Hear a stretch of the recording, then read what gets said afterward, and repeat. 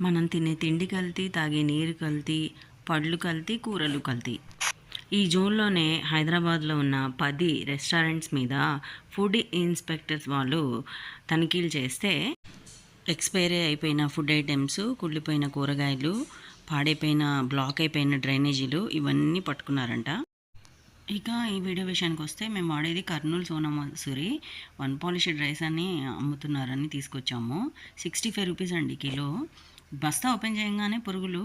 ఏమో మేము చేయబెట్టడం వల్ల ఏమన్నా ఇలా అయిందేమో అని 2, 3 రోజులు చూశాను. అయినా కూడా పురుగులు అడుగున తవ్వుతున్న కొద్దీ పురుగులొచ్చాయి. ఇంకా షాప్ అతనికి కంప్లైంట్ చేస్తే అలా జరగదమ్మా ఎప్పుడు అంటాడు. చూసారా ఈ తుట్టాలు చూసారా ఎన్నున్నాయో, ఓపెన్ చేయంగానే అడుగుదాకా ఇవే ఉన్నాయి.